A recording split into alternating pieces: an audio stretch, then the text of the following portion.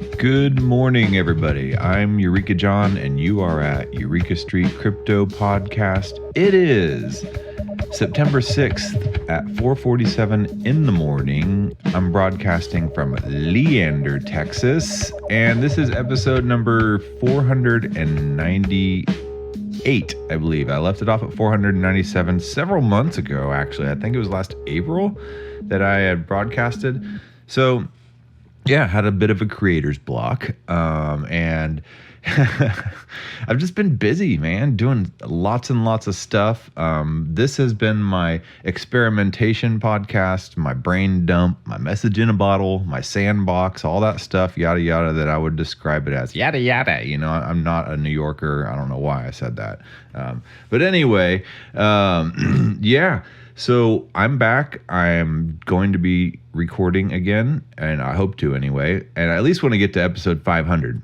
But I wanted to kind of update you on some stuff that was going on. I know I was working at a hose plant, a propane hose plant. I have officially, finally, completely off their payroll. I have quit. I don't go down all the way across to the opposite suburb side of Austin, down south to San Marcos, from Leander to go to a hose plant to work anymore. I don't even get calls from that anymore. I am completely now in this podcasting and Web3 world, and it has been a big jump. I'm a member of a couple DAOs. I'm recording podcasts for both Web3 type of projects and meat space projects. I have a podcast about skateboarding that's my own. It's called the Wood Skateboard Podcast. I'm also just started a podcast with some friends called the Won't Shut Up and Skate podcast. I'm doing an accounting podcast with Merrill Johnston, who I met at the Bankless DAO podcast Hatchery.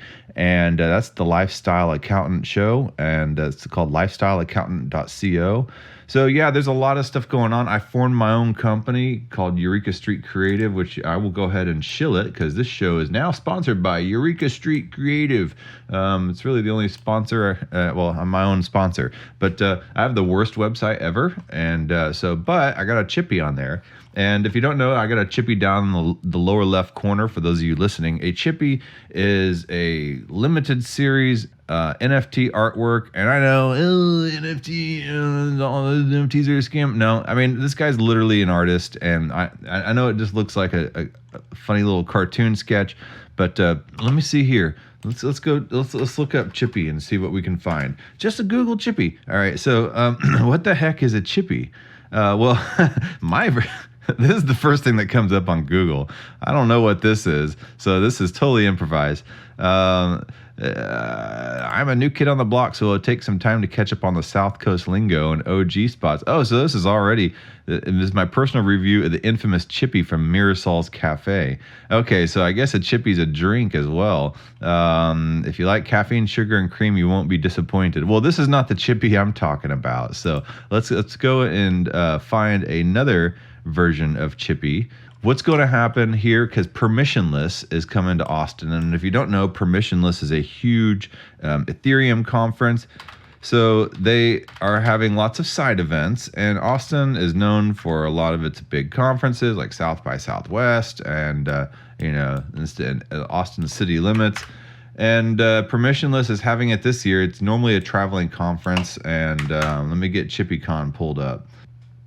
Okay, as you can see in my email, ChippyCon 2023 is 1 week away. Perchy, he's the member of Bankless DAO that is behind Chippy, and as you can see, Chippy is a certain type of, it's a certain brand of artwork, I guess, and he made 500 of them, and he would make them kind of characterized upon people's requests and what they wanted to look like, or maybe they wanted it to look like them. I just kind of did something simple, like a tired guy with a mic, as you can see here. And yeah, but some people went all imaginary on theirs. Let's go check this out. So if you go to OpenSea and you search Chippy, you will find 500 items. So look at all these chippies. I mean, everybody has their own individual unique chippies. Perchy made them. Is that Ornella's right there? Okay, so Ornella's a contributor in the Bankless DAO, and she also just launched her own podcast as well. That podcast is called DAO Onboarding by Ornella Web3 here. And here's her first episode, Falling Down the Rabbit Hole. I'd go give that a listen. Yeah, man. She learned a lot about podcasting. She was with me in the podcast Crypto Sapiens. If you're not familiar with Crypto Sapiens, go look at that. That's also another podcast that I have been working on for a very long time now. I think we're 8 seasons in, and Humpty Calderon was the host of the main show, and now he's the host of an offshoot of that now called On-Chain Alpha. Shows, yes, Crypto Sapiens, here it is. Rachel Rose is the host this season of the main, and then we've also added on a new show called Don't Say NFT, hosted by Donnie Clutterbuck, that focuses on the world of Bitcoin. So, yeah, man, there's so much good stuff happening. I just haven't had time to work on any of my own shows. Anyway, so back to ChippyCon. I totally got sidetracked. Now that you've seen the chippies here, just go to OpenSea.io and you will see all these different chippies made for 500 people here. I got in and I got mine before the door closed. I was kind of last in line. I didn't really want to just jump on some kind of NFT project bandwagon. There's mine right there. But I don't know. I just, I'm a part of a community, really. You know, there's a meme going around that says when you bought up a token, or you got some kind of airdrop of a token and you ended up in a community. Well, that's kind of pretty much what happened with Bankless DAO for me. And here I am, a part of this community. I find myself a part of the Chippy community now too, because I own a Chippy. So you don't have to own a Chippy to go to this. I'll be there. But it's at Oddwood Brewing, September 10th for a full night of Chippy fun. Come dressed as your Chippy, play some OG video games in real life with your Web3 friends, FRENS, and join in on the raffle to win some sweet Chippy stuff. So it's pretty cool, man. So yeah, go to www.chippycon.com. That's where that website was. There's a lot of events going on at Permissionless here in Austin. Cool. So another YouTuber or something, like, I guess, yeah, he's a YouTuber, but he's also a smart contract developer, and he owns this company called Cyphren Audits. I've been doing some work for him lately, and the more I'm learning about the company and all that stuff, the more I'm really enjoying what I do. It's like super technical stuff, but the way he puts stuff is very easy to understand, like talking about things like MEV and Flashbots and stuff like that in shorts, really digestible shorts. And then he has like 12-hour-long YouTube courses and stuff. But his name is Patrick Collins. He owns this company called Cyphren.io, Cyphren Audits and smart contract auditing service. And I'm not shilling it. I'm not getting paid by anything except for just, some work that I do. But aside from that, one of the stories that he really brought to life lately that I, it kind of got on the wayside. Like last spring, it was a big deal, the whole Tornado Cash thing. And if you don't know about the Tornado Cash thing, I'll let him explain it here in this short here. So check this out. Look, a lot of people aren't quite getting it yet. We as an industry have the ability and the responsibility to create a fairer, more accountable economic system that has freedom of speech and freedom of expression and have privacy, which is normal and important for decentralized communities to operate successfully. And in the United States, we have Roman Storm, who's being charged for creating this privacy securing software, Tornado Cash. Look, one of the beautiful things about Web3 is it works even if governments don't get involved. But it'll be a lot easier for us to continue building this better system if we can get governments on our side. The fact that the Tornado Cash devs are being charged with this is absolutely ridiculous, and I urge everyone to go over to the PepperSec donations address, because this is a crucial legal battle for us to win. Okay, so I wanted to turn that off for a second. Yeah, Tornado Cash. I did not want to forget, because that's one of the reasons I'm keeping the name crypto in the podcast. So Eureka Street Crypto Podcast, because I refuse now to absolutely look at price. I refuse, because I used to start out every single show by looking at the price, because that's kind of how I'd get warmed up and go through, what's the price of Bitcoin, Ethereum, and all these other tokens, blah, blah, blah. It's not about price for me anymore. Like crypto is, I'm keeping the word crypto in there for cryptography, because cryptography is essential in the base of everything that we're doing, and it ensures privacy in this metaverse that is being lowered down upon us. That is inevitable unless we want to become a total Luddite. And if you don't know what Luddite is, it's just basically somebody that rejects technology and a technological advancement. And I don't want to do that. I like technology. I think technology is good, but I don't want to have all my data and everything that I do be tracked and traced. I want to maintain the idea of cash, that you can give somebody a $20 bill and not have it be down on the record. Yeah, so the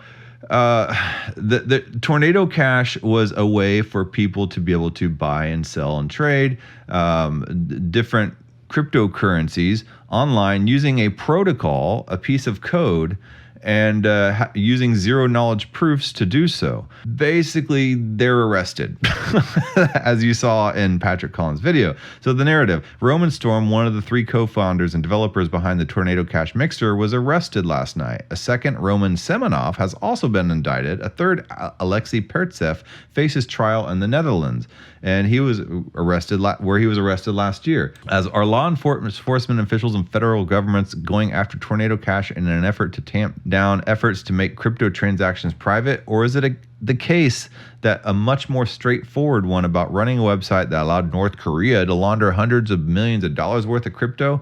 So they're using you're allowing North Korea to get nuclear weapons, to bring down the hammer on these guys. And they're just coders, they're developers. Breaking it down. So now you've seen that the U.S. Department of Justice brought charges against Roman Storm and Roman Semenov, 2 of the co-founders of Tornado Cash. One, Storm, was arrested last week and is now on bail. And this was just last week, August 23rd, or that was a couple weeks ago now. As far as the allegations themselves go, there are some facts that aren't really great for the industry. The Department of Justice alleged that Storm and Semenov created a program and user interface that allowed for malicious actors to launder up to $1 billion in crypto, including North Korea's Lazarus Group, which allegedly moved hundreds of millions through the mixer, leading to last year's sanctions.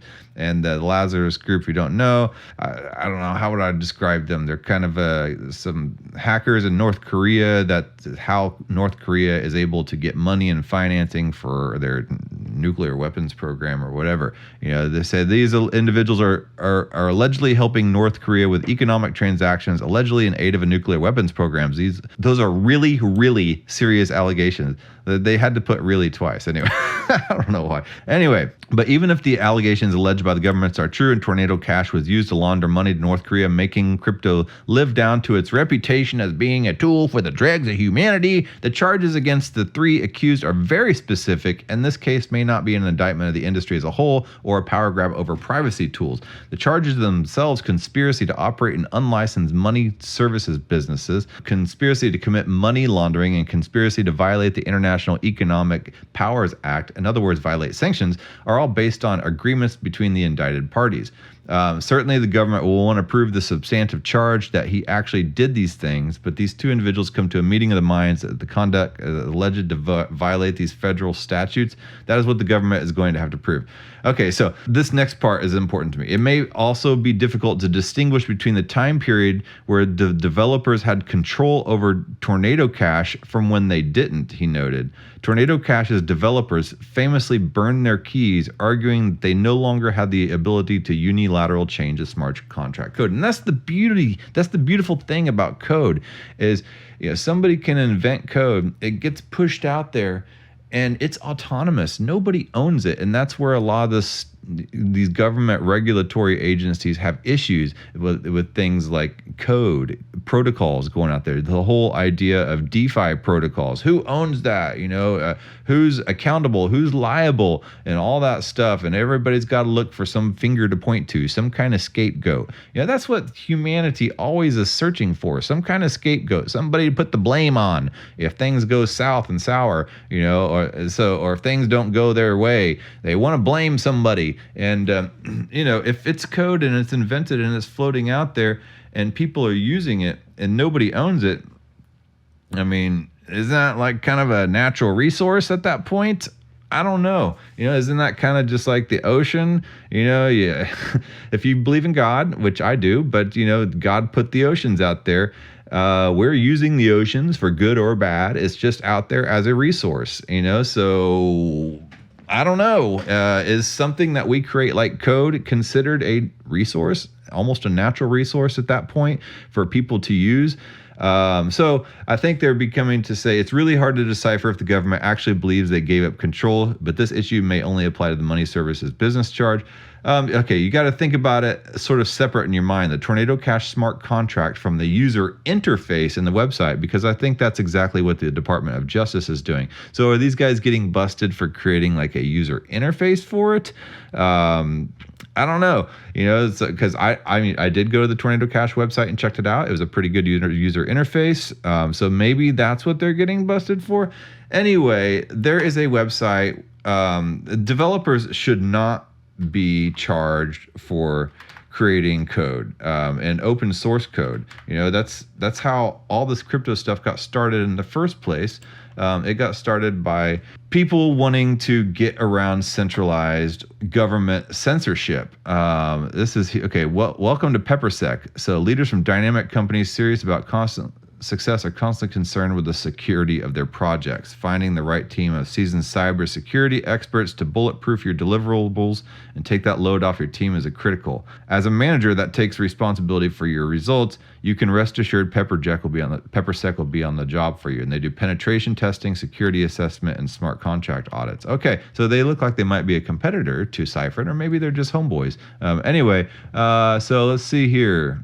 So here is a donation website to PepperSec to defend the right to privacy in Web3. Okay, so let me read this, and it'll help you understand a little more. Urgent update. On August 23rd, 2023, Roman Storm, the US-based co-founder of Tornado Cash, was arrested despite his ongoing cooperation with the U.S. Department of Justice. So he was totally cooperating. And these are the developers here. That's Roman Storm, I believe. So this arrest happened almost exactly 1 year after the arrest of Alex Pertsev, another Tornado Cash co-founder, by the Dutch authorities. And that's last year. Okay, maybe it was not just last April. It was like last August. Man, time's flying. I did an episode about Tornado Cash and Alex Pertsev. And when he first got arrested. So the arrests of Roman Storm and Alex Pertsev are considered a direct attack on the open source development space and may have devastating consequences for developers who write and publish code. This is why we need to act now to protect our right to code.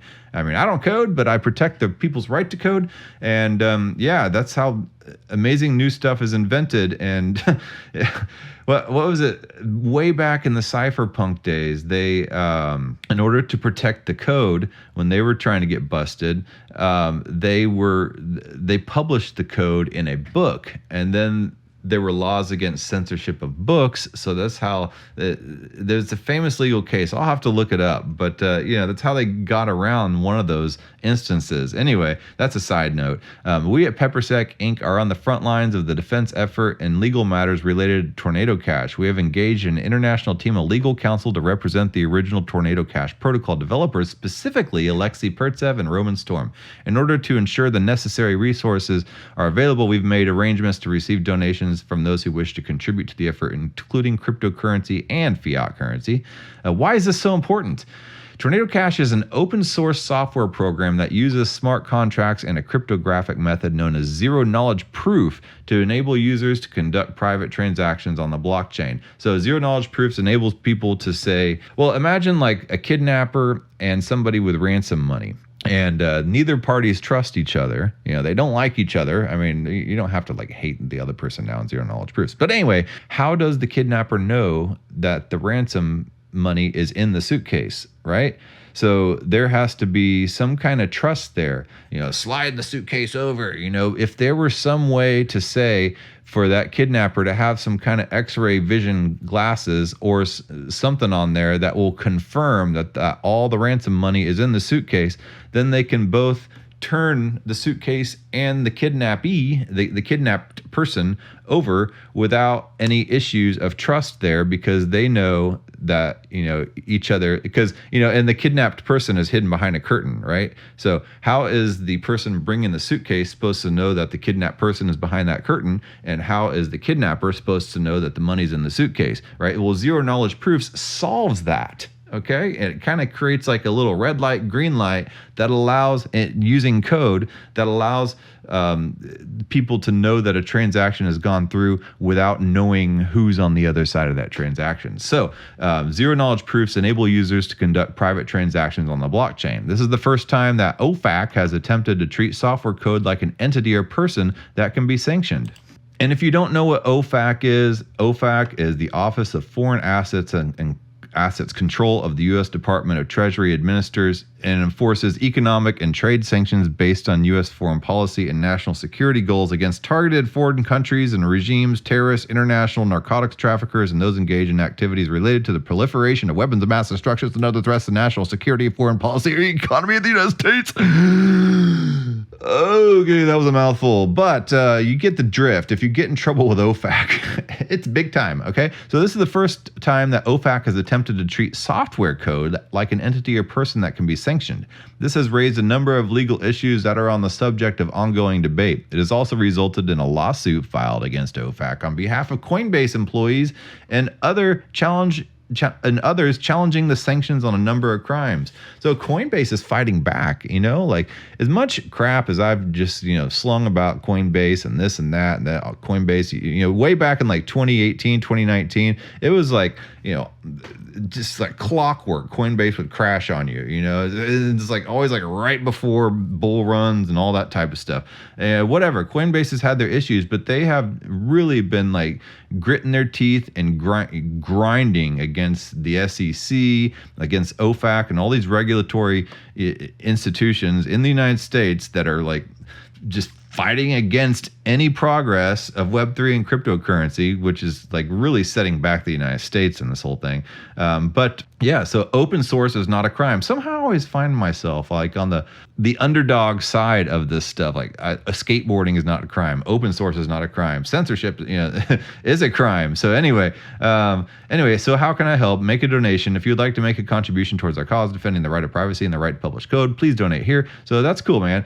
So this is one of the things that really inspired me to jump back on the mic and to get back on this show, is because of issues like this and why I'm into Web3 in the first place. I'm not into it for price and speculation. Notice I did not pull up CoinGecko once, and I'm not going to from now on. I'm going to talk about stuff like this, stuff that really matters and why I'm here.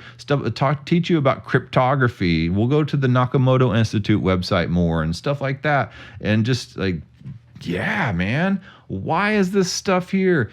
Somebody at the pool was asking me, what I invest in. I'm like, I don't invest in crypto. I'm broke, man. Like every single bit of money that I make, in crypto, like sometimes I get paid in crypto for doing podcast work. Everything, all my money I make goes straight to bills. Like it's just like sucked over to the HOA, to taxes, whatever. I don't have any savings, man. So I'm not investing in anything. I'm not trying to get rich from crypto, but I'm very passionate about the ability to have personal sovereignty and privacy in this metaverse that is being lowered down upon us.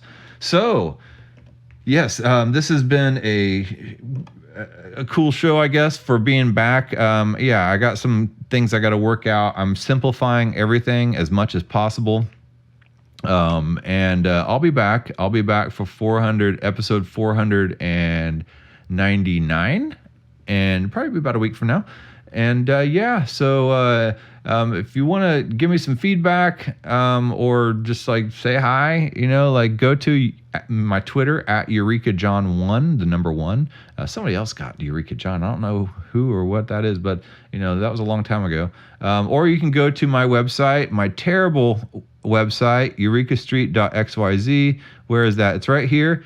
These are all the services I provide: digital media production and all that stuff, intro, outro creation, ad creation, audio content editing, voice mastering, voiceover distribution, social media, videogram, audiograms, copywriting, graphics, motion graphics, live streaming production, product photography. And there's my Perchy, my Chippy. Perchy is the artist who made it. And if you want to say hi to me, I'll be at the ChippyCon ChippyCon 2023 here in Austin, Texas. All right, I will talk to you all later.